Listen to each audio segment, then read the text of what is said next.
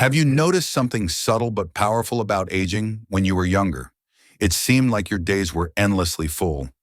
Sunday dinners at your parents' house, birthday parties for the kids, potluck suppers at church, and countless community events.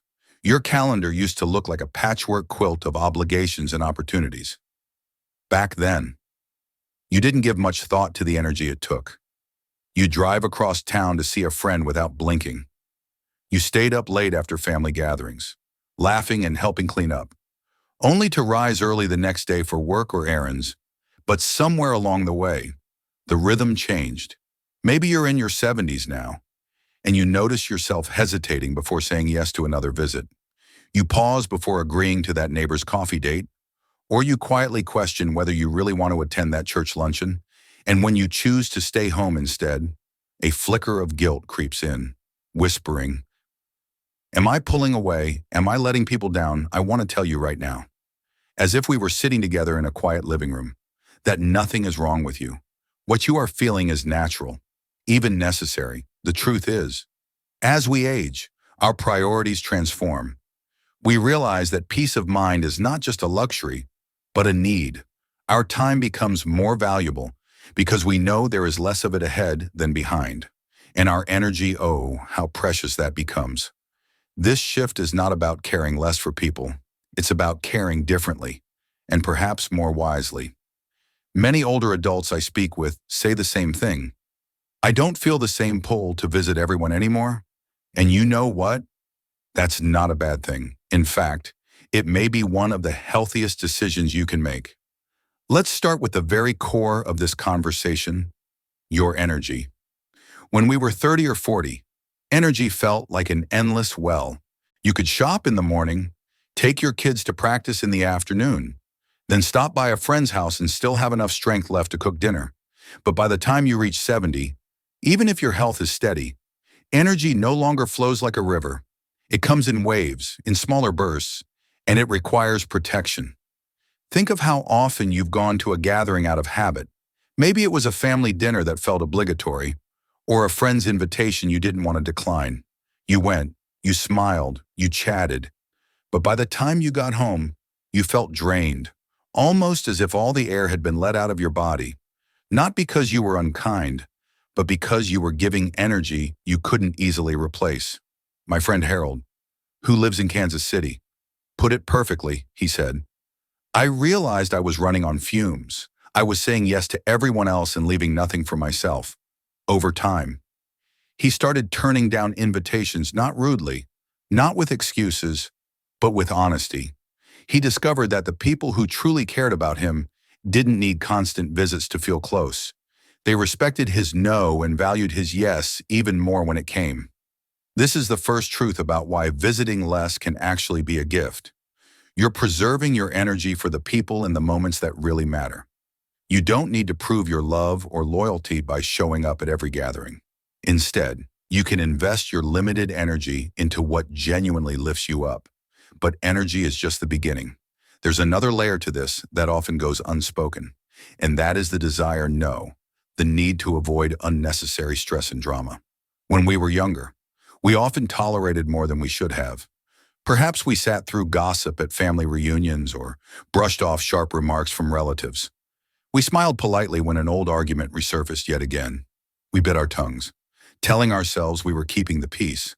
But the older we get, the less willing we are to carry that weight. Take the example of my friend Margaret in Dallas. Every Sunday, she drove across town to have lunch with her extended family. It was a tradition, yet almost every week, she left feeling upset. There were criticisms about her choices, little jabs about her weight, and endless arguments about politics. Finally, at 73, she asked herself, why am I doing this? Why am I sacrificing my peace for obligation? She decided to stop going, not with anger, not to cause a stir, but with quiet resolve. Now Sundays are her sanctuary. She spends them reading, gardening, or inviting over one or two friends who fill her with joy. Margaret said something profound. I realized I wasn't leaving my family behind. I was leaving the drama behind. Choosing not to visit certain people doesn't make you selfish. It makes you wise. It means you recognize that not every relationship deserves your time or presence. Some connections uplift us, while others drain us. By this stage of life, you've already given enough. Now, you have the right to protect your peace. And maybe, just maybe, the most surprising part of stepping back from visits is discovering how good it feels to simply be home. There's something deeply comforting that happens when you start seeing your home not just as a place you live, but as a sanctuary. Think about it. For decades, your house may have felt like a busy station where everyone else's needs came first. Kids running in and out, laundry piled high, meals to cook, visitors to host. Your home was alive, but often it was not quiet. Now, as the years have slowed the pace of life, you notice how much joy you get from sitting in your favorite chair, sipping coffee from a well-loved mug, or simply listening to the clock tick in the stillness.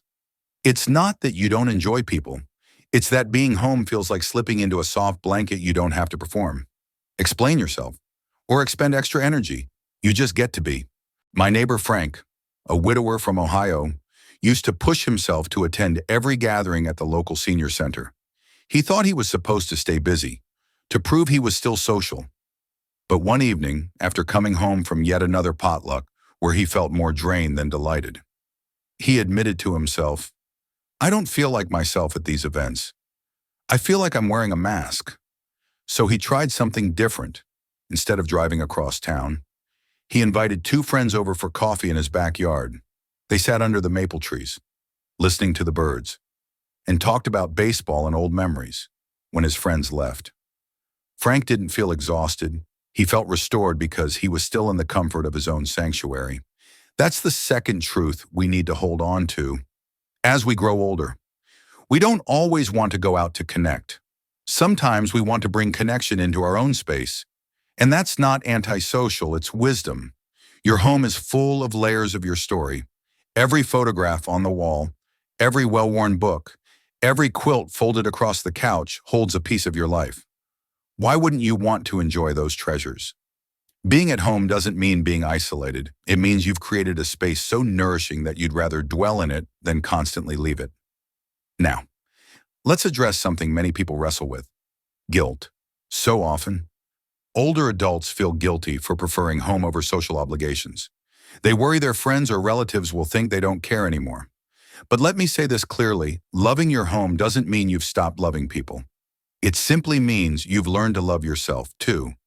When my Aunt Eleanor, who lives in Virginia, turned 75, she made a powerful shift.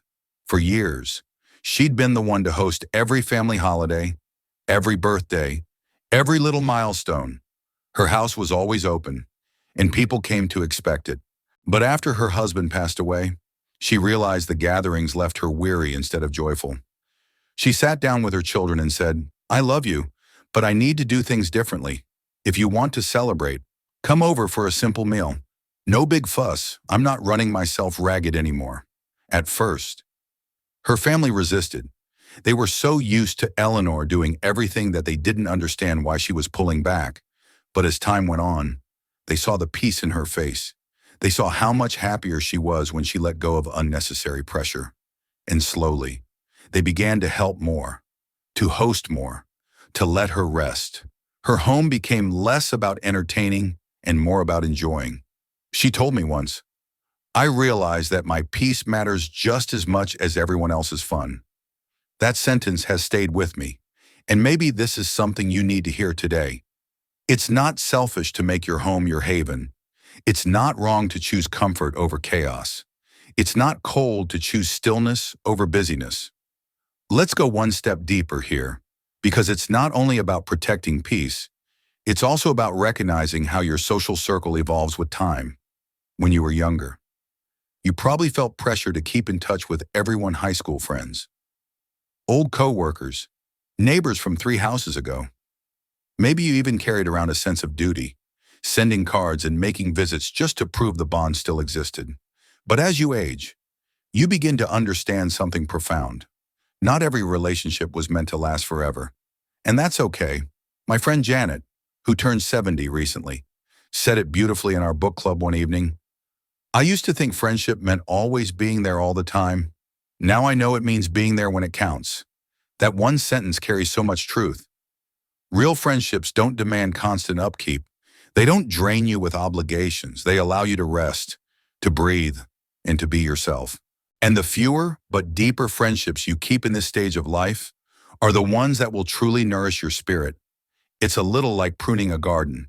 When you trim away the branches that no longer thrive, you're not destroying the plant, you're helping it flourish.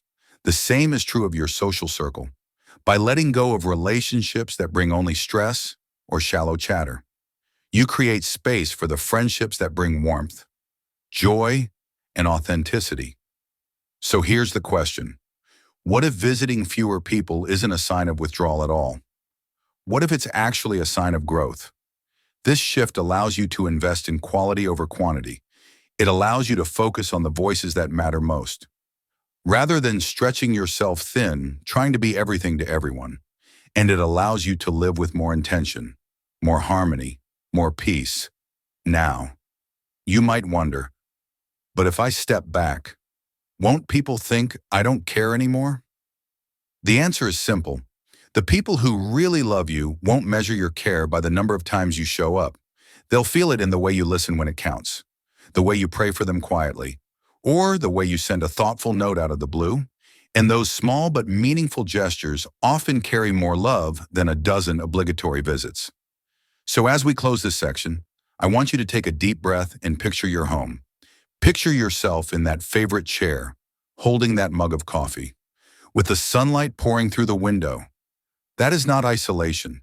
That is sanctuary. That is wisdom. And it's okay to choose it. There's a quiet awakening that happens with age, something that often sneaks up on us without much fanfare. It isn't about aches or wrinkles or the way our bodies move a little slower. It's about perspective. The lens through which we see the world changes, and with it, our social expectations. When you were younger, being invited, being seen, and staying connected seemed so important. You went to every baby shower, every cookout, every retirement party. You felt pressure to keep ties strong, even with people you hadn't spoken to in years. It wasn't unusual to find yourself driving across town for a gathering where you barely exchanged more than a few polite words with the host. But now, in your 70s, the urgency to be everywhere has faded, not because you don't care, but because you finally realized what truly matters. It isn't about being invited to everything. It's about choosing the right things for you. My old friend David, a retired firefighter from Denver, shared a story that illustrates this perfectly. For most of his life, he was always on the move, volunteering, coaching Little League, serving on community boards, you name it. He was there. He was proud of being the dependable one. But after turning 70, he told me, I realized I'd spent so much time showing up for everyone else that I didn't know how to show up for myself. So David made a change. He didn't stop caring for others, he just began caring for himself too. He started taking long walks along the nature trails near his home. He finally opened the stack of books that had gathered dust for years. He learned to sit quietly on his porch with a cup of tea and simply let the wind speak. And in that stillness, he found something that decades of busy gatherings had never given him: clarity. That's the gift of this season of life. The clarity to know that connection doesn't have to mean constant presence. It doesn't require being everywhere at once. Real connection happens in the heart, in the trust, in the respect you hold for one another's growth. And here's something many people overlook. Stepping back from constant social obligations doesn't mean you're fading away. It means you're stepping more fully into your own rhythm. You are living with more intention and less habit. Let's pause and think about that word intention. In your earlier years, it was easy to say yes to everything without a second thought. But now, each yes carries weight. Each visit costs energy, time, and emotional space. So the question becomes, is this visit worth it? Will it nourish me? Or will it leave me drained? That question alone represents wisdom. And wisdom is something only time can give. Take, for example, my cousin Joanne from Nashville. She used to pride herself on being the glue that held her extended family together. She organized holiday dinners, kept in touch with distant cousins, and drove hours to attend reunions. But over time, she noticed something. The effort was rarely matched. People would show up, eat, laugh, and then leave without offering to help or return the gesture. At 71, Joanne decided she was finished being the glue. She told me, if people want to stay connected, they can meet me halfway. I've done enough. And instead of feeling guilty, she felt liberated because she realized she didn't owe constant proof of her loyalty. The relationships that truly mattered would endure, whether or not she played hostess. This is what perspective gives you in your 70s. The freedom to let go of roles that no longer serve you. You don't need to be the organizer, the entertainer, or the one who always makes the effort. You've earned the right to rest, to say no, and to choose peace. Let's also talk about expectations, both the ones others place on us and the ones we've carried ourselves. For much of life, we're taught that being a good friend or a good family member means showing up, keeping the calendar full, and saying yes even when we're tired. But slowly, with age, we begin to see through that illusion. Being a good friend isn't about quantity. It's not about how many visits you make or how many events you attend. It's about the quality of your presence when you do show up. Carol, a lifelong friend from Minnesota, once told me, "The best friends are the ones you don't have to explain yourself to." She and I have gone months, even a year, without speaking during busy or difficult seasons. But when we reconnect, it feels like no time has passed. That's because true friendship isn't measured by frequency, it's measured by depth. Think about the people in your life who fit that description, the ones you may not see often. But when you do, the conversation flows easily, without guilt or judgment. Those are the friendships worth holding on to. And the beauty is, they don't require constant visits. This shift in perspective also brings something else, a deeper respect for your own needs. Maybe once, you said yes to everything out of obligation, but now, you've learned that saying yes when your heart wants to say no only breeds resentment and exhaustion. Saying no, on the other hand, creates space for peace, and that's not selfish, it's self-respect. Some people may not understand this change. They may accuse you of being distant or selfish or of having changed. And to that, you can smile gently and say, yes, I have changed. Because change is growth, change is wisdom, change is courage. There's power in recognizing that you no longer need to prove your love through constant presence. The people who matter already know your heart. They don't measure your worth by your attendance record.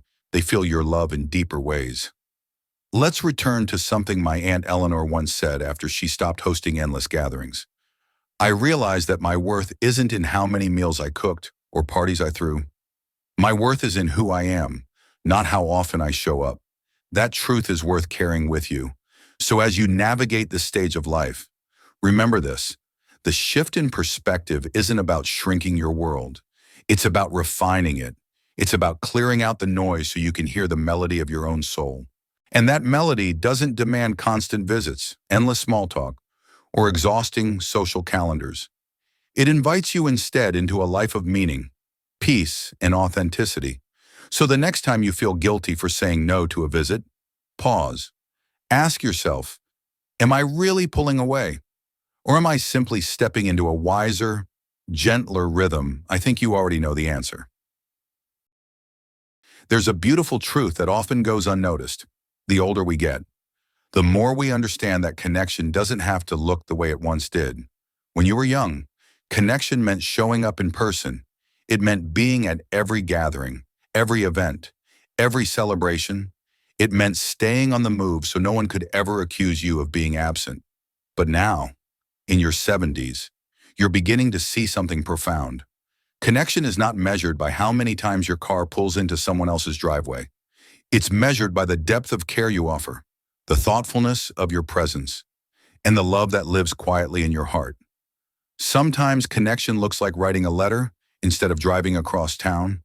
Sometimes it looks like a heartfelt phone call while you sit on your porch. Sunlight warming your face. And yes, sometimes it looks like choosing not to go at all. Curling up in your favorite chair with your dog, your knitting, or simply your thoughts. That too is a connection with yourself. I remember speaking with Mary, a 72-year-old widow from Georgia. After losing her husband, people kept encouraging her to stay busy and fill her calendar so she wouldn't feel lonely. But Mary told me something that stunned me with its wisdom. I'm not lonely. I'm finally getting to know myself. And I like her. Isn't that beautiful? Mary wasn't isolating. She was healing. She was learning to choose herself. And that is sacred. This stage of life is not about running from loneliness or trying to prove you still have it. It's about honoring the sacred journey of aging. And part of that honoring is knowing you're allowed to do things differently now. You're allowed to guard your time, to protect your peace, to set boundaries even with the people you love most. Boundaries do not mean less love. In fact, they are often a sign of deeper love for yourself and for others. Because when you stop stretching yourself thin, when you stop saying yes out of guilt, you give the best of yourself instead of the leftovers. But let's address the hard truth. Not everyone will understand. Some people may try to guilt you. They may say you're selfish. They may say you've changed, and they're right, you have changed. But that change is growth. You're no longer the person who says yes to every demand just to keep the peace. You say yes only when it aligns with your heart. And that's what true peace looks like. The courage to say no without apology is one of the most powerful lessons of aging. No to the long drives that leave your body aching. No to the shallow conversations that drain your spirit. No to the constant obligations that leave you exhausted. And yes to yourself. Yes to what nourishes your soul. Yes to what brings you joy. Yes to rest. Think about it. This isn't a story about pulling away from people. It's a story about returning to the things that matter most. Returning to the relationships that fill you up. The moments that move you. The peace that doesn't need to be explained. Visiting less doesn't mean you care less. It means you finally understood what care really means. Care is depth, honesty, and mutual respect. Care is not just being in a room, but showing up in spirit with presence, with love, with authenticity. And when you live from that place, when you release the guilt and the pressure and the old expectations, you open the door to a fuller life, a softer life, a life where every yes is wholehearted and every no is freeing. So if lately you felt guilty for saying no to visits, for spending more time alone, for choosing calm over chaos, I want you to hear this clearly. You are not doing anything wrong. You are doing something beautiful. You are listening to yourself. And that, my friend, is one of the greatest gifts of growing older, the clarity to know what you want and the courage to choose it. Your worth is not tied to how many people you see, how many gatherings you attend, or how often you show up at someone else's doorstep. Your worth lies in who you are, in the love that already lives within you. The people who matter most will understand that, and the ones who don't. Perhaps they were meant only for a season of your journey. You can let them go with grace. Remember this, you are not alone. So many people in their 70s are feeling exactly what you are feeling right now. They just may not have found the words to say it, but you felt it, the hesitation, the longing for peace, the pullback toward home. That's not a weakness, that's wisdom. So let this video be your permission slip. Permission to stop proving yourself through endless visits. Permission to say no without guilt. Permission to treasure your sanctuary. Permission to live by your own rhythm, not by the expectations of others. You have spent decades giving, showing up, sacrificing, and loving. Now is the time to give to yourself, to show up for yourself, to love yourself enough to choose peace. And as you do, you'll discover something remarkable. Life doesn't get smaller when you stop visiting everyone. It gets richer. It becomes filled with intentional moments, deeper conversations, quieter joys. It becomes a life that feels authentically yours.